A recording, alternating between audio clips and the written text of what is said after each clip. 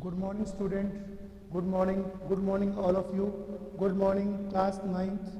Myself Kailash चोटिया. मेरा नाम कैलाश चोटिया है, जैसा कि आप परिचित हैं. और जो रघुनाथ स्कूल के द्वारा जो ऑनलाइन क्लासेज चल रही है, उसमें कक्षा 9वीं में सामाजिक विज्ञान पढ़ा रहा हूँ. हमारा जो पहला अध्याय है फ्रांसीसी क्रांति, वो पूरा हो चुका है. अब मैंने कल से आपको दूसरा अध्याय पढ़ाना शुरू कर दिया है, जिसका नाम है यूरोप में समाजवाद और रूसी क्रांति. किस प्रकार यूरोप में समाजवाद का उद्गम और विकास हुआ और किस प्रकार यूरोप का जो प्रमुख देश है रूस, जिसे हम रशिया कहते हैं, उसमें बोल्शेविक पार्टी, जिसे हम कम्युनिस्ट पार्टी कहते हैं, उसकी साम्यवादी सत्ता है वो कैसे स्थापित होती है, किस प्रकार रूस में साम्यवाद का उदय होता है. हमने पिछले अध्याय में फ्रांसीसी क्रांति के बाद जो पूरे यूरोप में फैलते जा रहे स्वतंत्रता और समानता जैसे विचारों को पढ़ा. फ्रांसीसी क्रांति ने समाज के जो सामाजिक स्वरूप है उसमें परिवर्तन की संभावना को आमूलचूल परिवर्तन लाने का सूत्रपात किया. 18वीं शताब्दी से पहले फ्रांस का समाज मोटे तौर पर एस्टेट या श्रेणियों में बंटा हुआ था. प्रथम एस्टेट, द्वितीय एस्टेट और तृतीय एस्टेट. प्रथम एस्टेट में राजा, पुरोहित, सामंत, अभिजात वर्ग, युवराज आदि आते थे. द्वितीय एस्टेट में कृषक, चिकित्सक, डॉक्टर, विचारक, चिंतक आदि आते थे. जबकि तृतीय एस्टेट में किसान, मजदूर और श्रमिक, ये तीनों वर्ग आते थे, जिसे हम सर्वहारा वर्ग कहते हैं. फ्रांस में जनता है वो राजा के वंशानुगत अधिकारों से लड़ रही थी. वो तृतीय वर्ग की समानतापूर्ण समाज की परिकल्पना को प्रस्तुत कर रही थी. जो मध्यम वर्गीय जो कई विचारक हैं, जिसमें रूसो, वॉल्टेयर, दीदरो, लफायते, मॉन्टेस्क्यू, इन्होंने भी वंशानुगत, निरंकुश, राजतंत्रात्मक तानाशाही का विरोध किया और एक लोकतांत्रिक समतामूलक समाज की स्थापना पर अधिक जोर दिया. इन विचारकों ने एक समतामूलक समाज की आवश्यकता को सबसे अधिक महत्वपूर्ण माना. जो फ्रांस का समाज आपको जैसे बताया था, तृतीय स्टेट में बंटा हुआ था. समाज की आर्थिक सत्ता पर कुलीन और चर्च का कब्जा था. लेकिन क्रांति के बाद इस संरचना में बदलाव दिखाई दिया. यूरोप और एशिया के बहुत सारे हिस्सों में व्यक्तिगत अधिकारों और सामाजिक सत्ता पर किसका नियंत्रण हो, इसको लेकर बहस छिड़ गई. भारत में भी राजा राममोहन राय और डिगाजियो ने फ्रांसीसी क्रांति के महत्व को परिभाषित किया, फ्रांसीसी क्रांति के महत्व को बताया. आगे चलकर उपनिवेशों में जो घटनाएं घटी, उन्होंने भी इन विचारों को एक नया रूप देने की कोशिश की. जैसा आपको पता है, पूरे यूरोप के लोग, सभी यूरोप के लोग सभी प्रकार के आमूलचूल परिवर्तन के पक्ष में नहीं थे. इस सवाल पर सबकी अलग अलग राय थी. बहुत सारे लोग बदलाव के लिए तैयार थे, लेकिन चाहते थे कि बदलाव धीरे धीरे हो. एक खेमा मानता था कि समाज में आमूलचूल परिवर्तन हो, जिसे हम रेडिकल तबका कहते हैं, जो महिला मताधिकार का भी समर्थक था. कुछ रूढ़िवादी थे तो कुछ उदारवादी थे. कुछ आमूलचूल परिवर्तन के, जिसे हम रेडिकल कहते हैं. उस समय इन शब्दों का मतलब क्या था, इस अध्याय में हम 19वीं शताब्दी के महत्वपूर्ण राजनीतिक परंपराओं का अध्ययन करेंगे और देखेंगे कि उन्होंने परिवर्तन के संबंध में क्या असर डाला. समाज में रेडिकल पुनर्गठन का एक गंभीर प्रयास कैसे शुरू हुआ. रूस में क्रांति के फलस्वरूप 20वीं शताब्दी में स्वरूप का तय करने के लिए महत्वपूर्ण और शक्तिशाली विचारों का कैसे हिस्सा बन गया. जो आज हमारा बिंदु है, उदारवादी, रेडिकल और रूढ़िवादी. उदारवादी, रेडिकल और रूढ़िवादी. उदारवादी एक ऐसा राष्ट्र चाहते थे, उदारवादी एक ऐसे राष्ट्र की कल्पना करते थे या उदारवादी एक ऐसा राष्ट्र चाहते थे जिसमें सभी धर्मों को, सभी संप्रदायों को बिना जाति, धर्म, लिंग, संप्रदाय, जन्म स्थान, भाषा के आधार पर उनके साथ किसी भी प्रकार का भेदभाव न हो, किसी भी प्रकार का भेदभाव को स्वीकार नहीं किया जाए। उदारवादी एक ऐसे राष्ट्र के बारे में कल्पना करते थे जिसमें सभी धर्मों को बराबर का सम्मान और जगह मिले। यूरोप के देशों में प्राय किसी एक धर्म को ही ज़्यादा महत्व दिया जाता था। उदारवादी समूह जो वंश आधारित जो शासकों की अनियंत्रित सत्ता थी, वंश आधारित निरंकुश तानाशाही अभिजात्य वर्ग की और जो राजाओं का शासन था उसका वो विरोध करते थे। उदारवादी चाहते थे कि समाज में सभी धर्मों, सभी संप्रदायों को बराबरी का दर्जा मिले। समाज में वंश आधारित निरंकुश तानाशाही राजतंत्रात्मक शासन का अंत होना चाहिए।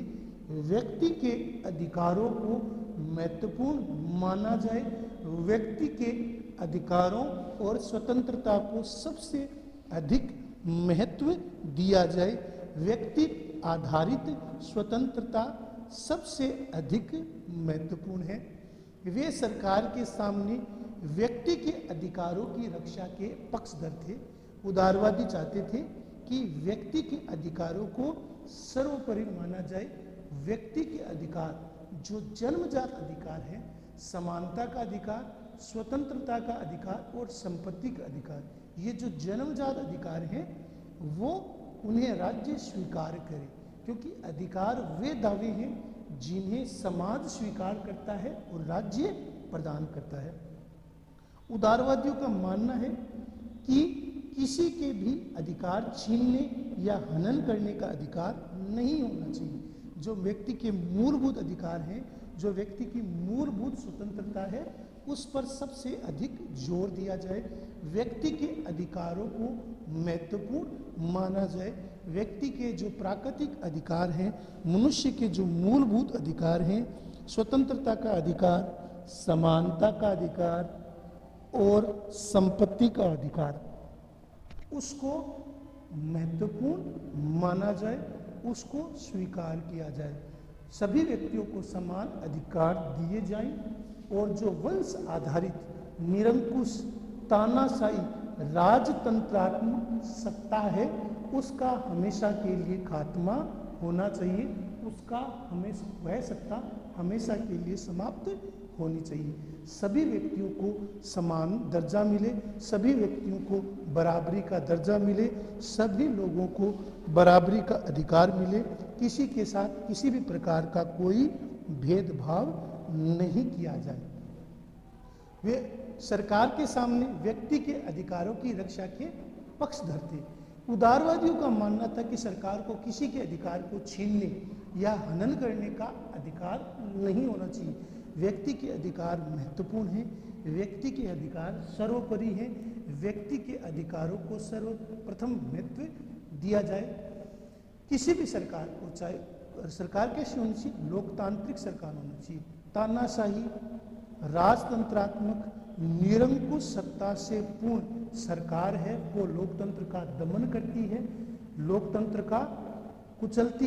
इसलिए लोकतांत्रिक मूल्यों, अधिकारों पर आधारित सरकार होनी चाहिए।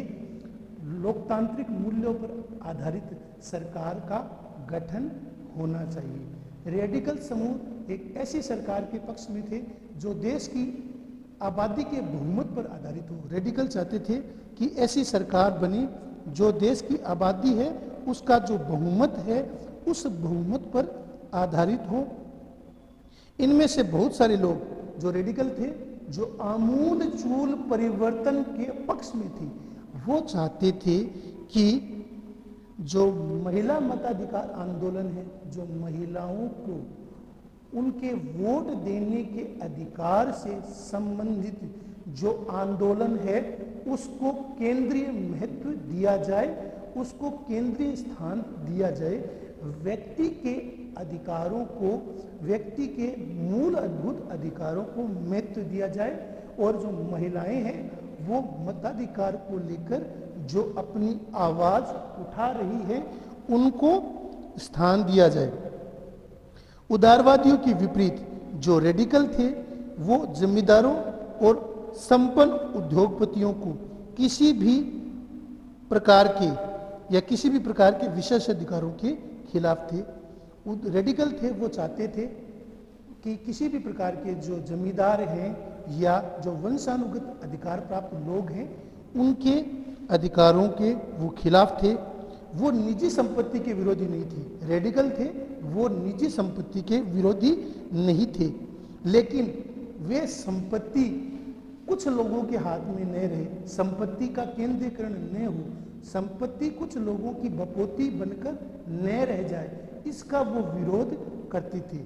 रेडिकल है वो एक ऐसी सरकार के पक्ष में थे जो देश की आबादी के बहुमत पर आधारित हो। वो जो संपन्न तबका है, जो जमींदार तबका है, उसके विशेष अधिकारों के विरोधी थे।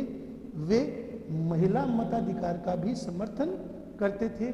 महिलाओं को मताधिकार के लिए जो चलाए गए आंदोलन थे उनके वे कट्टर समर्थक माने गए थे। तो रेडिकल थे वो निजी संपत्ति के विरोधी थे, लेकिन वो ऐसा समाज नहीं चाहते थे जिसमें संपत्ति का केंद्रीकरण हो जाए। संपत्ति का केंद्रीकरण न हो। जब संपत्ति और शक्ति का केंद्रीकरण हो जाता है तो निरंकुश सत्ता स्थापित हो जाती है। इसलिए वो केंद्रीकरण के विरोधी थे और विकेंद्रीकरण के समर्थक थे। वो केंद्रीकरण के विरोधी थे और विकेंद्रीकरण के समर्थक थे। केंद्रीकरण और विकेंद्रीकरण में क्या है?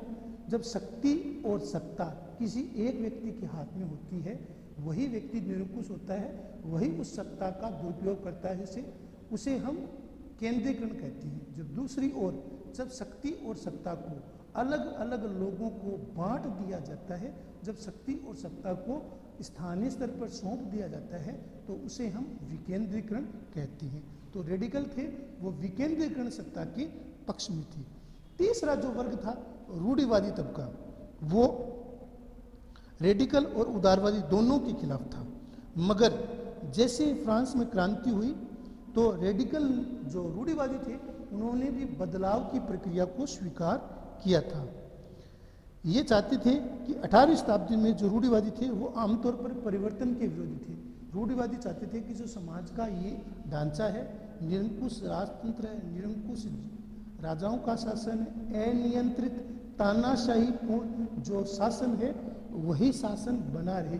लेकिन जैसे ही फ्रांस की क्रांति हुई, जो रूढ़िवादी समूह है या जो रूढ़िवादी का जो तबका है वो परिवर्तन को स्वीकार करने लग गया था। लेकिन 19वीं शताब्दी तक आते आते रूढ़िवादियों का मानना था कि परिवर्तनों की गुंजाइश है, परिवर्तनों को स्वीकार किया जा सकता है। रूढ़िवादी तबका फ्रांसीसी क्रांति के बाद बदलाव की जरूरत को स्वीकार कर रहा था। 18वीं शताब्दी के में रूढ़िवादी सभी परिवर्तनों के विरोधी थे। जब तक फ्रांस की क्रांति नहीं हुई थी, रूढ़िवादी सभी प्रकार के परिवर्तनों के विरोधी थे। लोकतांत्रिक, रेडिकल, उदारवादी शासन के विरोधी थे। वो सत्ता को निरंकुश, तानाशाही पूर्ण और जन्मजात विशेषाधिकारों पूर्ण सत्ता को सौंपना चाहते थे।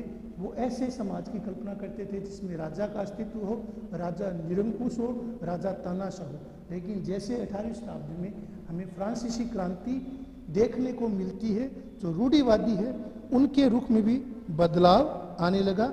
रूढ़िवादी भी धीरे धीरे परिवर्तनों की संभावनाओं को, परिवर्तनों को स्वीकार करने लग गए थे।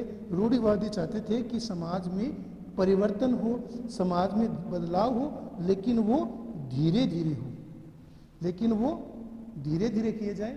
18वीं शताब्दी में रूढ़िवादी सभी परिवर्तनों के विरोधी थे। तो इस प्रकार हमने देखा उदारवादी, रेडिकल और रूढ़िवादी। तो उदारवादियों के बारे में आपको बताया, रेडिकल के बारे में बताया और रूढ़िवादियों के बारे में बताया। उदारवादी लोकतांत्रिक समाज चाहते थे, रूढ़िवादी जो रेडिकल थे वो आमूलचूल परिवर्तन और महिला समर्थन मताधिकारों के समर्थक थे, जबकि रूढ़िवादी सभी परिवर्तनों के विरोधी माने गए थे। लेकिन 18वीं शताब्दी आते आते उनके विचारों में भी परिवर्तन आने लगा। जैसे ही फ्रांसीसी क्रांति हुई, उनके विचारों में भी हमें लोकतांत्रिक बदलाव है वो देखने को मिलते हैं। तो आज बेटा आपको जूम करना है, बीच में से अब मैं हट जाता हूँ, आप इसको जूम कर लें। आवाज़ भी आपको एकदम स्पष्ट सुनाई दे रही है। अपने मोबाइल का वॉल्यूम तेज कर लें, आवाज़ आपको स्पष्ट सुनाई देगी। इसको लिखना है, याद करना है, इसको फेर कॉपी में उतारना है। दूसरा पाठ आपका शुरू हो चुका है। धन्यवाद।